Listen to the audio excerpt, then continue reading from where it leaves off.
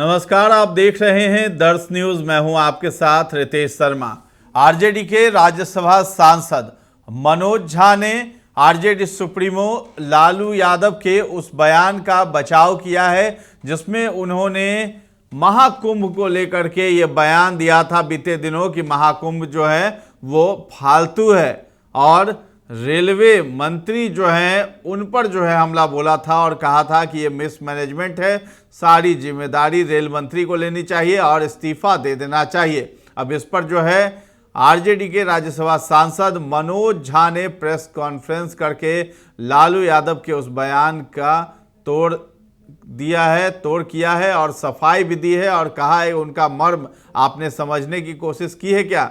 इसके साथ ही साथ पत्रकारों के सवालों का जवाब दे रहे थे जिसमें कांग्रेस और जो है इंडिया अलायंस में टूट की बात को लेकर के और कांग्रेस जो बिहार में 70 सीटों की मांग कर रही है उसको लेकर के भी पत्रकारों ने सवाल किया, जिस पर मनोज झा ने जवाब दिया है कि इंडिया अलायंस टूट नहीं रहा है, बस राज्य स्तर पर जो है अलग अलग तरीके बदल जाते हैं चुनाव लड़ने के और विचार बदल जाते हैं, इसलिए यहाँ पर अलग तरीके का माहौल होता है। और इसके साथ ही साथ जो है मनोज झा ने जगदानंद सिंह पर भी जो है जवाब दिया है। पत्रकारों ने सवाल पूछा कि 3.5 महीने हो गए लेकिन जगदानंद सिंह नहीं आ रहे, उस पर भी उन्होंने जवाब दिया है मनोज झा ने और कहा है कि बहुत जल्द आपके बीच में होंगे। और सीट बंटवारे को लेकर उन्होंने कहा है कि ये सब जो है आपके सामने तो हम नहीं डिस्कस करेंगे, ये टॉप लीडर्स के बीच ये सब मामला छोड़ दीजिए। तो क्या कुछ कहते हुए नजर आ रहे हैं, हम आपको छोड़े जाते हैं मनोज झा के उस वीडियो पर। नहीं हमलावर है, सत्ता पक्ष हमलावर है। सत्ता पक्ष तो वही है ना, हमारे प्रतिस्पर्धी। लालू जी ने जो कहा उसका मर्म किसी ने समझा? उसी रात हादसा हुआ था ना, जिसको शुरू में हादसा लोग नहीं मान रहे थे, कोई मानने को तैयार नहीं था कि कोई मौत हुई है, अफवाह बता रहे थे। मैं तो प्रधानमंत्री जी का धन्यवाद करता हूं, he was the first one two acknowledge. UP CM denial mode में थे, रेलवे डिनायल मोड में था। एक व्यक्ति जो खुद रेल मंत्री रहा है, जो धार्मिक व्यक्ति है, उसको कितनी पीड़ा होगी। कुंभ के नाम पे क्या आडंबर कर रहे हो? वहां संगम लॉज के पास लोगों की जान गई, आज तक किसी को नहीं पता है कितनी जाने गई, आज तक नहीं।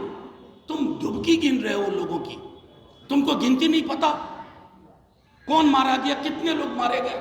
यही व्यक्ति थे, मैंने सदन में कहा था कोविड के दौरान, कितनी लाशें गंगा और सरयू में बहा दी गई।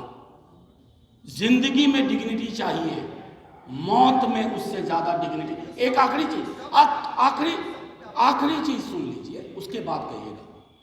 और जो कई फोरम पे मैंने कहा, आज आपके समक्ष भी कह रहा हूं, इस देश में धार्मिकता हमारे रगों में है, धर्मांधता नहीं है।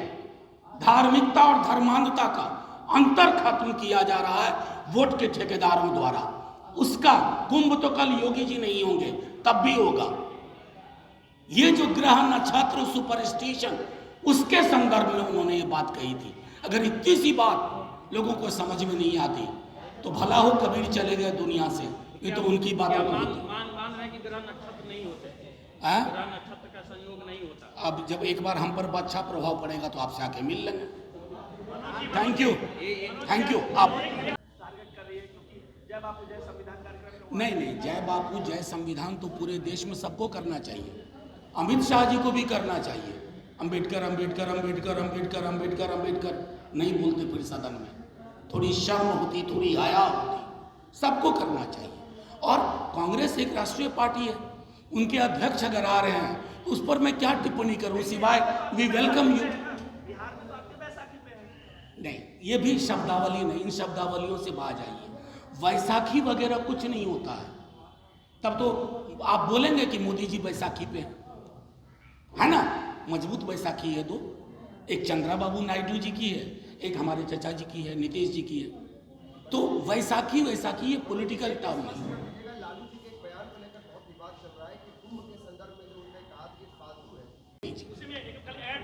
इंदुभूषण जी एक मिनट, आप अलग से ऐड क्यों करिएगा, अलग से पूछ लीजिएगा, ऐड मत करिए। इनका सवाल इनका रहने दीजिए ओरिजिनल। मैं सिर्फ इतना कहना चाहता हूं आपको कि हम कांग्रेस के ओल्डेस्ट आम आदमी पार्टी के साथ उनका रिश्ता मिक्स्ड रहा। पंजाब में अलग अलग लड़े थे, लोकसभा में भी, आपको स्मरण हो। दिल्ली में साथ लड़े थे, हरियाणा में अलग लड़े, गोवा में अलग लड़े, बल्कि गुजरात में अलग लड़े। तो बिहार में कांग्रेस के साथ हमारे रिश्ते 70 सीटें दे रहे हैं। अब ये कुछ निर्णय तो टॉप लीडरशिप के बीच में छोड़ दीजिए ना। प्रेस कॉन्फ्रेंस में अगर सीटों का बंटवारा होता तो दिल्ली को अभी तक सीएम मिल गया होता। 9 दिन हो गए हैं चुनाव के, सीएम मिला नहीं है। दिल्ली के चुनाव के बाद जो ये बातें कई सारी आ रही हैं विपक्ष से भी कि अलायंस जो है, इंडिया अलायंस मजबूत होना चाहिए। चुनाव आ रहा है बिहार विधानसभा, आपको लगता नहीं है कि जो विखंडन अगर होगा तो आपको नुकसान होगा? नहीं, किसने कहा कि इंडिया अलायंस विखंडन में? कतई नहीं, कतई नहीं। मैं आपको बताऊं, बहुत इंडिया अलायंस एक केंद्रीय प्लेटफॉर्म था, एक वैकल्पिक केंद्र में सरकार देने की प्रतिबद्धता थी। और तब भी, क्योंकि मैं उन सारी मीटिंग्स में रहा हूं अपने नेता के साथ, ये बात बार बार होती थी कि राज्यों में विसंगतियां होंगी, there shall be anomalies in states. वो कारण है उसका। केरल में कैसे इंडिया अलायंस होगा? वहां जो तो प्रमुख धुरी है, एलडीएफ और यूडीएफ, वो इंडिया अलायंस में एक साथ है, लेकिन केरल में चुनाव, लेट मी फिनिश, केरल में अलग अलग लड़ते हैं। तो वो स्टेट लेवल रियलिटी को ध्यान में रखना होगा। अब आप भूपेंद्र जी मेरे बड़े अच्छे मित्र हैं, बहुत परिपक्व नेता हैं, लेकिन अपने यहाँ कंपटीशन से परेशान हैं। तो राजनीतिक शब्दावली ब्लैक होल नहीं है, उन्होंने ब्लॉक होल नहीं कहा था, ब्लैक होल। तो ब्लैक होल जो होता है ना, समुद्र में एक जगह होती है जहाँ गुरुत्वाकर्षण या क्या चीज़ें होती हैं, वहाँ लील ली जाती है। 2 सीट पर तो हम में से कोई नहीं पहुँचा था सदन में, लोकसभा राज्यसभा मिला करके। यही पार्टी थी ना ब्लैक होल में। तो राजनीतिक दल कब ब्लैक होल में जाए और कब निकल करके सामने आ जाए ना, ये जनता तय करती है, भूपेंद्र जी तय नहीं करेंगे। इधर 78-77 के अखबार निकाल लीजिए, 80 तक ये आरक्षण कहां से आई? फलनमा के मां डैश, बोलूंगा भी नहीं, इतनी इंसानियत है अंदर। कौन थे बोलने वाले? कर्पूरी जी को कौन कहते थे गद्दी छोड़ धर अस्तूरा? कौन थे वो लोग? धारा जब बलवती होती है ना, धारा जब बलवती होती है तो बड़े बड़े सूरमा तलवे चाटते हैं आकर के। आज वही दौर है। बाबा साहब अंबेडकर को लेकर अमित शाह जी ने क्या कहा? अंबेडकर अंबेडकर अंबेडकर अंबेडकर अंबेडकर अंबेडकर 7 बार हो गया ना? हाँ, 7 बार बोले थे वो। इतना नाम भगवान का लेते तो स्वर्ग मिल जाता। लोग चढ़ गए, बैकफुट पे आए। ये होता है धारा का मजबूत होना।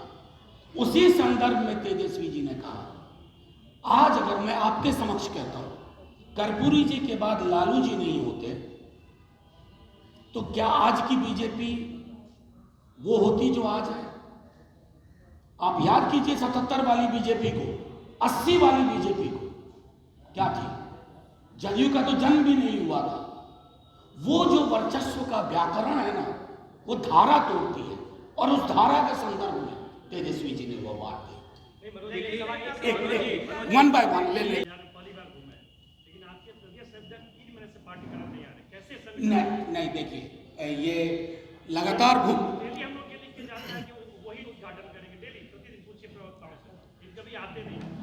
देखिए कारण एक बात मैं स्पष्ट तौर पे कहूं, किसी भी दल में हमारे सम्मानित वो अध्यक्ष रहे और वो ही उनकी अध्यक्षता में क्रांतिकारी परिवर्तन हुए हैं, आप यकीन मानिए। और जो भी कयास है सब गलत साबित होंगे। हर इंसान थोड़ा वक्त लेता है। इतनी मेहनत उन्होंने की बैक टू बैक इलेक्शन में, उन्हें थोड़ा वक्त दीजिए। और मैं आपको बता रहा हूं, जगता बाबू लालू जी के साथ के कर्मठ सिपाही हैं।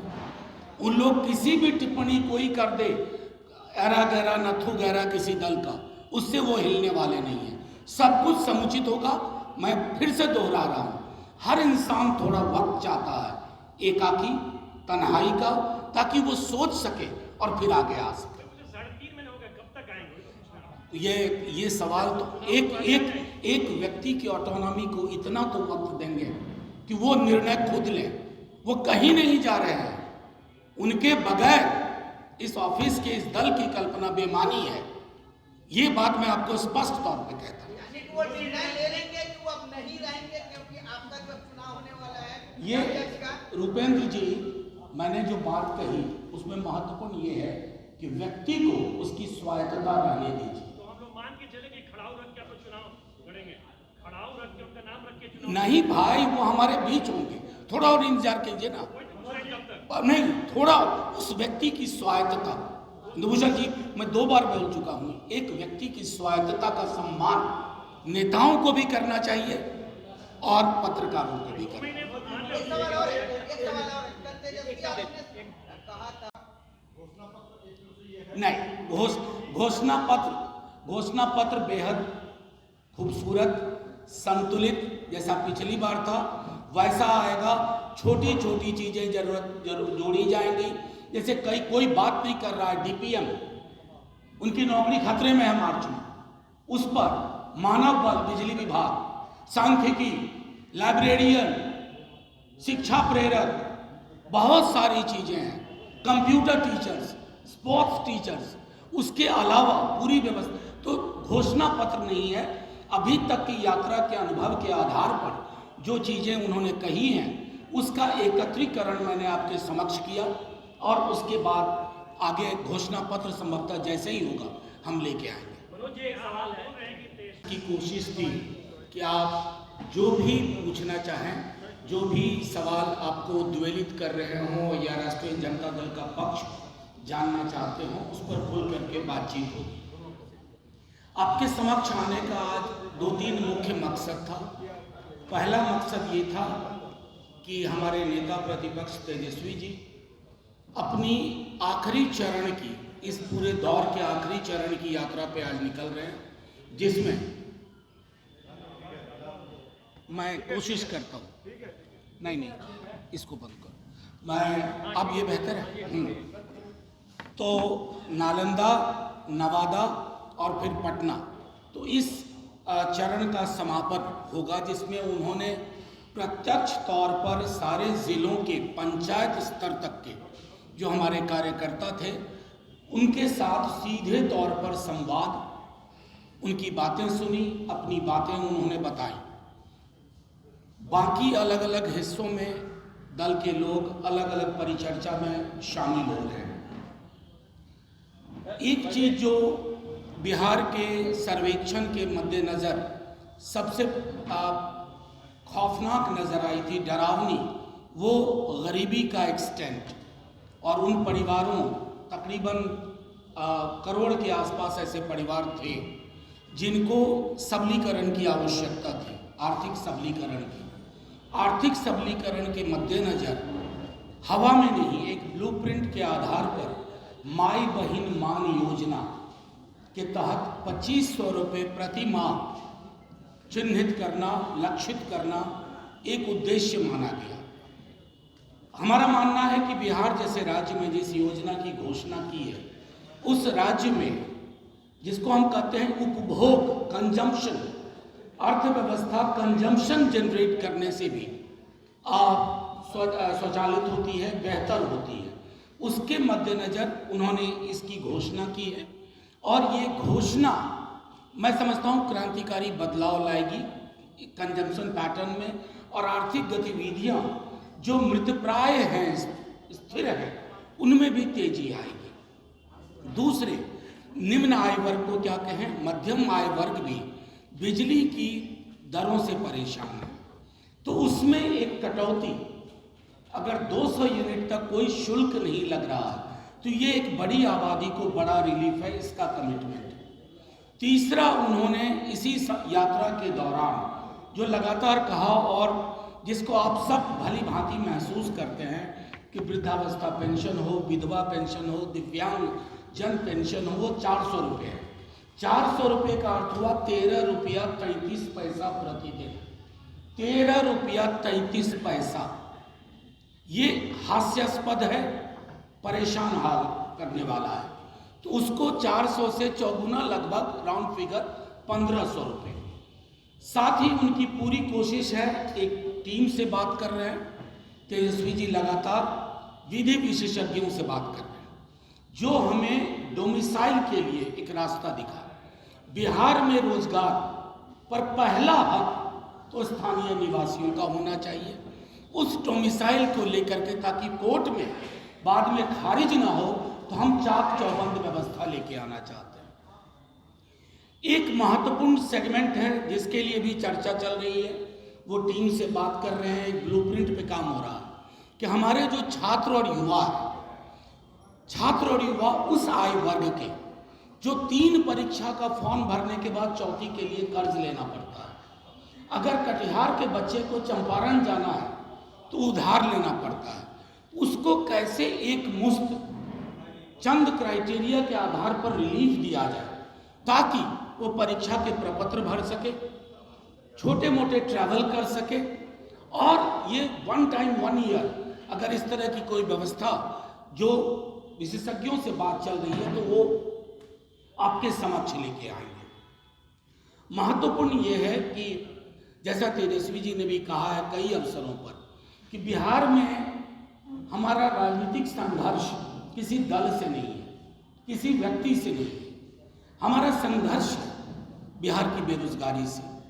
20 का चुनाव अगर आप याद रखें तो कितनों राजनीतिक धार्मिक ध्रुवीकरण की कोशिश हुई, लेकिन बिहार की आवाम ने मुहर लगाई नौकरी पे, स्वास्थ्य व्यवस्था के बेहतरी पे। बिहार की कृषि का संकट देश के बाकी हिस्सों के कृषि और कृषक संकट से अलग है। बिहार में छोटी जोत के किसान हैं, मध्यम जोत के किसान हैं। उनकी आवश्यकताओं के अनुरूप एक ब्लूप्रिंट तैयार हो जिसको लेके जाए। तो तेजस्वी जी का जो कहना है कि हमारे समक्ष बिहार की चुनौतियां ही से ही मेरा संघर्ष, उन चुनौतियों को कैसे रिजॉल्व किया जाए, कैसे एक बेहतर बिहार की संकल्पना को सामने रखा जाए, कैसे ब्यूरोक्रेसी के चंगुल से बिहार को मुक्त किया जाए। क्योंकि जनप्रतिनिधि पंचायत स्तर से लेकर के राज्य के स्तर तक उनके अधिकारों की कटौती लगातार हो रही है। उसको कैसे बहाल किया जाए ताकि रिटायर्ड और सेवानिवृत्त अधिकारी पूरे बिहार को अपने चंगुल में ना रखें।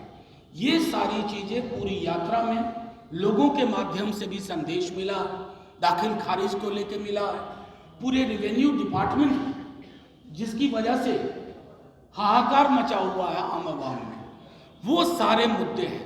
मुद्दा ये नहीं है कि पार्टी ए किस तरह की अशोभनीय टिप्पणी कर रही है, पार्टी बी क्या कह रही है। महत्वपूर्ण ये है राष्ट्रीय जनता दल के लिए, हमारे नेतृत्व के लिए, कि हम जो विकल्प लेके आना चाहते हैं वो आर्थिक समावेश का है, सामाजिक न्याय का है, आर्थिक सबलीकरण का है, सामाजिक सौहार्द का है। इसी के मद्देनजर सारी बात होती है। बजट पर एक लाइन बोलूंगा, फिर आपसे सवाल लूंगा। बिहार का बजट आप सब प्रबुद्ध लोग हैं, आप फॉलो करते हैं। तो आपने सुना मनोज झा ने एक एक करके लालू यादव का भी बचाव किया, साथ में कांग्रेस और जो राजद है उसके बीच दरार को लेकर के भी बात सामने रखी, और साथ ही साथ जो है जगदानंद सिंह को लेकर के भी मामला स्पष्ट कर दिया है। तो फिलहाल इस खबर में इतना ही है। दर्श न्यूज के साथ बने रहें, और अभी तक हमारे चैनल को आपने सब्सक्राइब नहीं किया है तो जरूर कर लें। धन्यवाद।